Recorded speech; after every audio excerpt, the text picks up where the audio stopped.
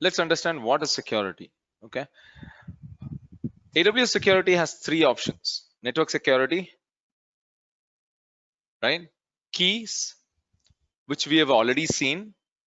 You know what is keys? Basically, it's a password to the EC2 instance. And there is something called as data security, which is encryption, which we will see it in the volumes classes. Is it clear? Make sense? Yeah.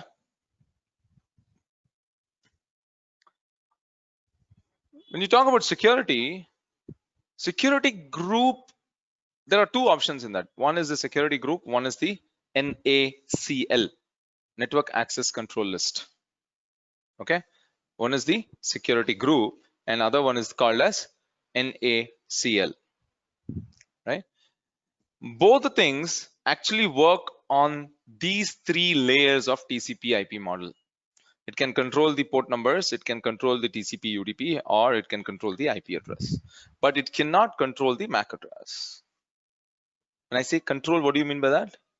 Restrict certain things, allow or deny.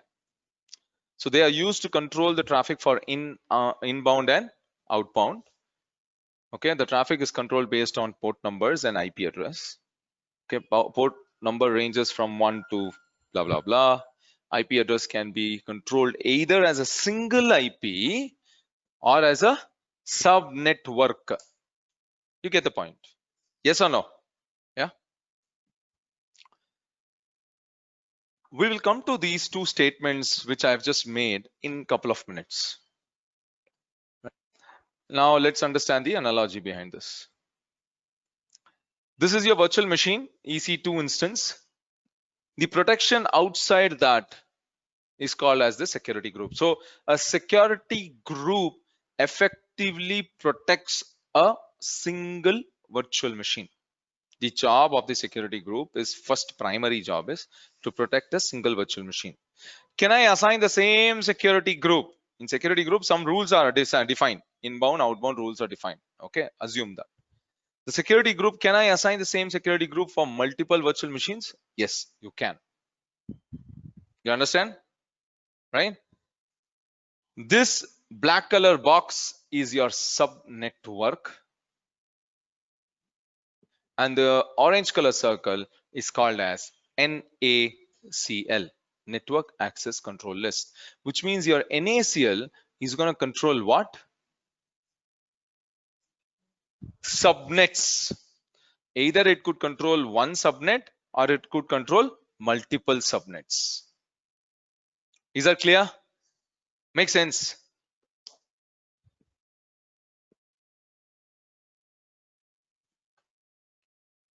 So security group, we can apply the rules inbound or outbound. It is applied to a EC2 instance or a load balancer or an EFS or an auto scaling. Is that clear? Yeah. SD is local to a VPC. What do you mean by this?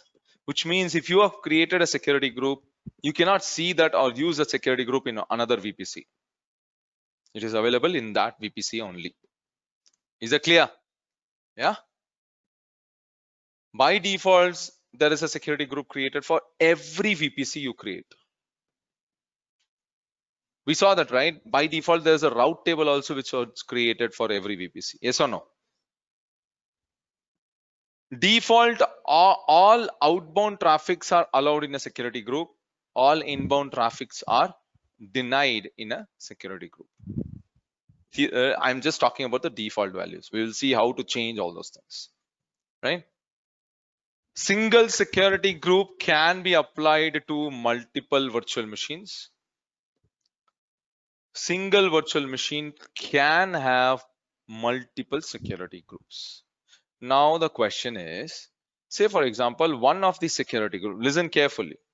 One of the security group says, okay, both the security group 1 and 2 has outbound as all allow, but security group 1 inbound is allowing SSH. Security group 2 inbound it is allowing HTTP. I am going to assign these two security group to a single virtual machine. What will happen?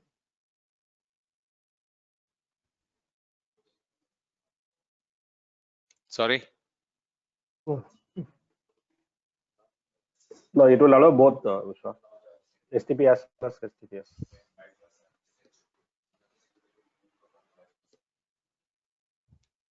So overall effect is going to be inbound. I will have allowed SSH and HTTP. Yes or no? Even though in security group 1, HTTP is not allowed. Even though in security group 2, SSH is not allowed. But effectively, if you combine, both will be allowed. You understood? This is how the operation of a security group works. Is it clear? Yes, no?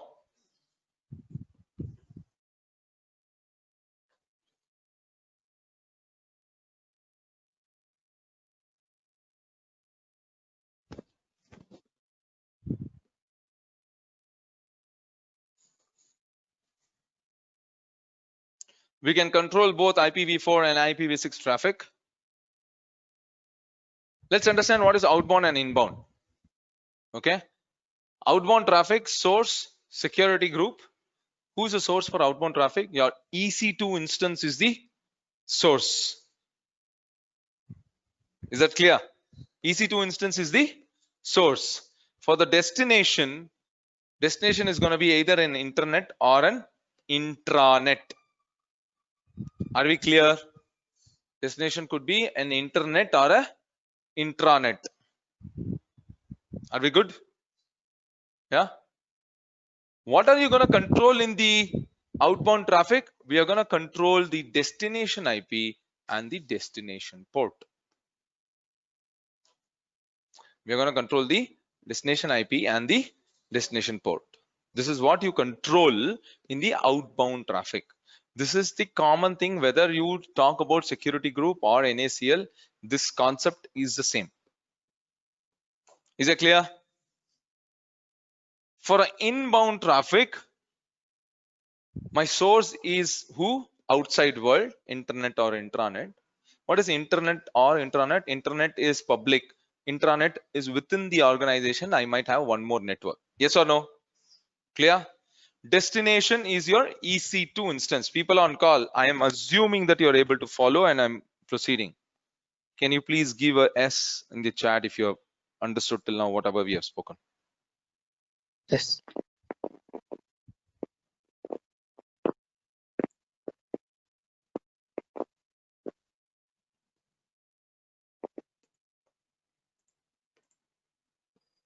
Go. Inbound traffic is nothing but destination is going to be your EC2 instance. And what you control for the inbound traffic, your source IP is your outside world. Your destination IP is your inside machine, EC2 instance. These source IP you control, destination port you control. Source IP you control and destination port you control. Is that clear? Yes, no? Yeah. So you have source IP and destination port. Source IP is equal to internet IP, blah, blah, blah. Here, source and destination can have three options. Either you can say custom network. Either you can say all network 0.0. We have seen all these things, right? We have already seen what is all network 0.0.0.0/0 and ::/0 is IPv4 and IPv6 all network. Yes or no? Apart from that, I can also have something called as my source public IP, which is usually my laptop's public IP. If you're doing it, your laptop's public IP. It will be mentioned as /32. So something like this. So let's understand here. There are 4 columns, which is important: type, protocol, port range, source. I'm not showing outbound because outbound all traffic allow. If I say all traffic, it is allowed. So I'm not really bothered about the outbound in a security group. 99% in a security group, outbound, we will keep it as all traffic allow. Is it clear? Yes. Inbound is what I'm more interested with. Type is HTTP. Protocol is TCP. Port is 80. Is it clear? Source is 0.0.0/0. Type is HTTP. Protocol is TCP. Port is, I'm just giving another sub. You see this SSH TCP port number 22.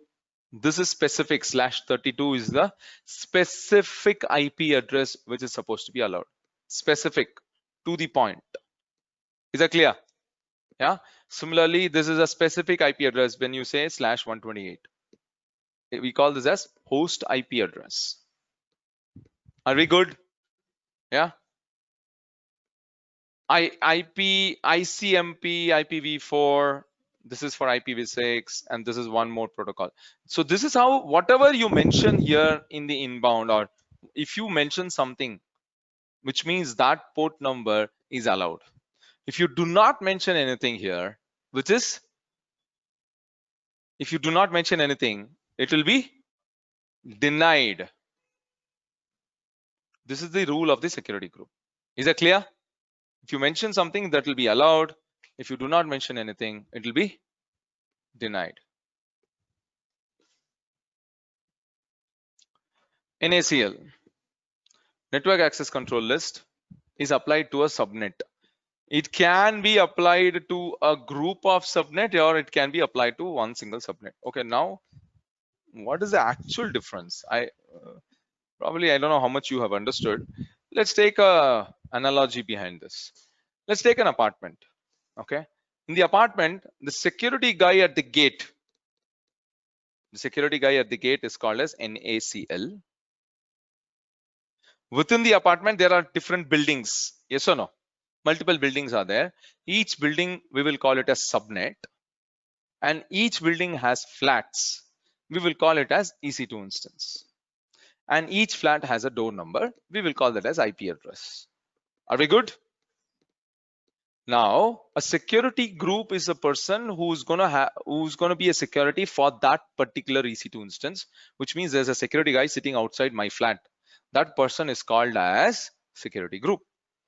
So which means there is a security guy outside just my house who's protecting my house, inbound and outbound traffic. There's one more security who is protecting at the gate, which means if somebody has to come and talk to me, they have to pass both the traffics. Yes or no? Both the security systems. That's all you have to understand. Is it clear?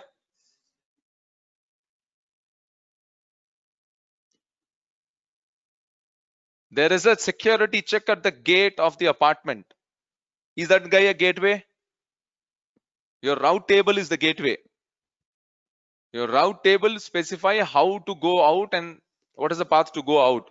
But when you're going out and coming back in, there's a security guy who's doing a scanning and checking whether you're allowed or not. So NACL is a guy who's sitting at the gate to check whether you're allowed or not. He's not the gateway. Is that clear? Let's be very clear here. Yes. So security group is applied to a subnet. Default NACL is created when VPC is created.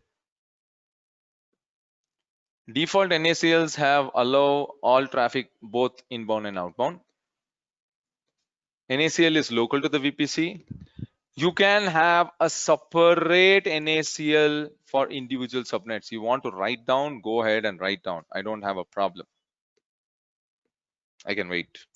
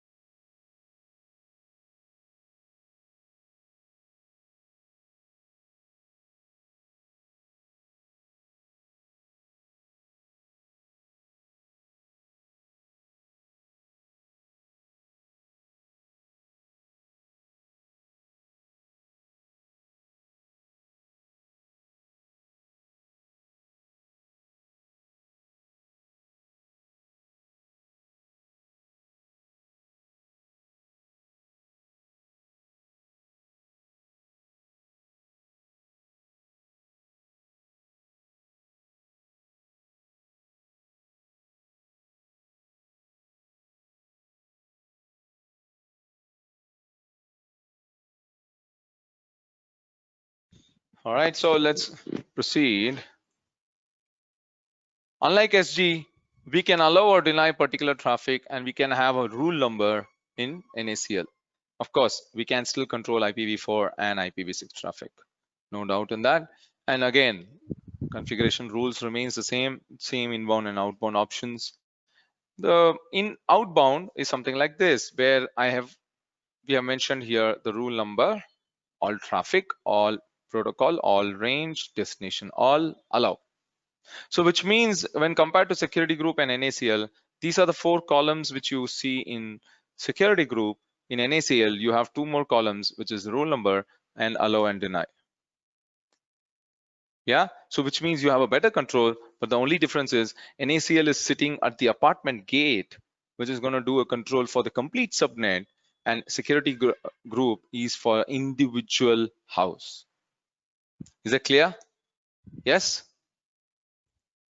And for the inbound, if you see, I'm going to say 1000. So the least, the rule number, that rule number is processed first. Yeah. Say for example, this is the rule number where it says SSH TCP 22, and this is the IP address, which means only this guy is going to be allowed because the second rule says it's denied. And the second rule number is 1001. Is it clear? Does it make sense? Yes, no? People on call.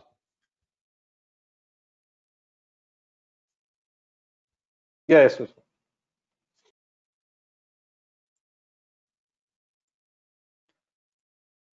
So this is your NACL. So here what we have done is we have created 3 subnets. This is one of the scenario. We have created 3 subnets. We have assigned a default. So there is a default NACL which gets created, which has an inbound and outbound, both the sides all allow. Okay. And by default, all the subnets which you create in VPC is part of that default NACL. Remember that, right?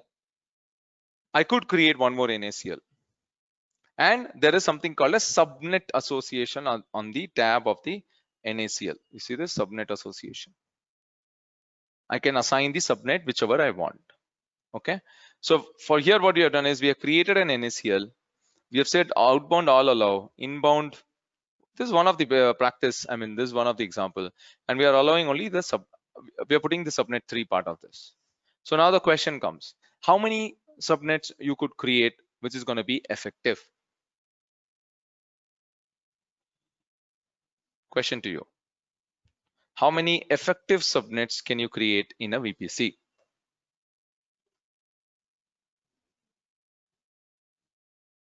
If I ask you the question, how many NACLs which you can create in VPC, your answer for any is correct. But if I say how many effective NACLs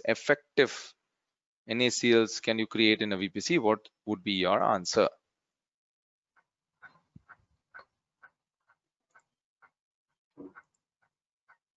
Yes, Venkat.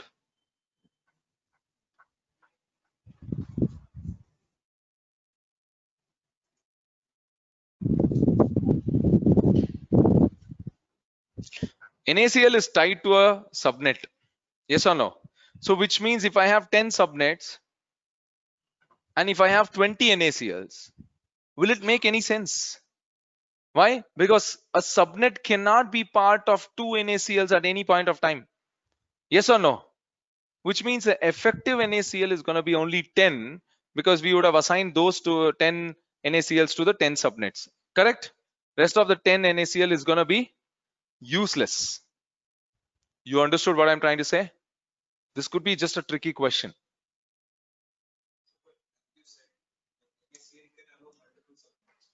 A single NACL can have multiple subnets, but a single subnet cannot have multiple NACL. But in security group, that was not the case. Both the ways it was possible. The logic of security group is different when compared to the logic of NACL working. Is it clear?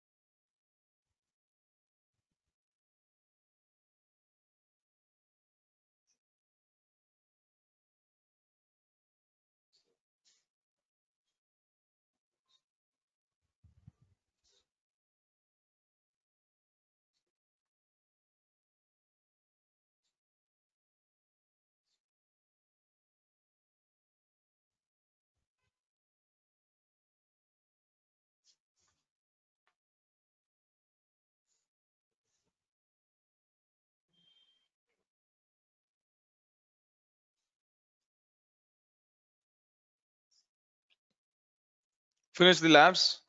It's going to take like 10 minutes to finish the labs, and then we'll continue on the next topic.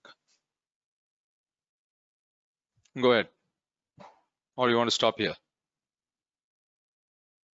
Choice is yours.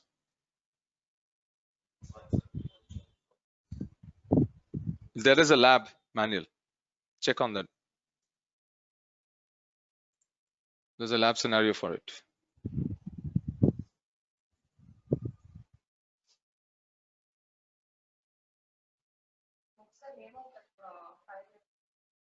The folder name is going to be SG-NACL. One important thing which I forgot to tell you.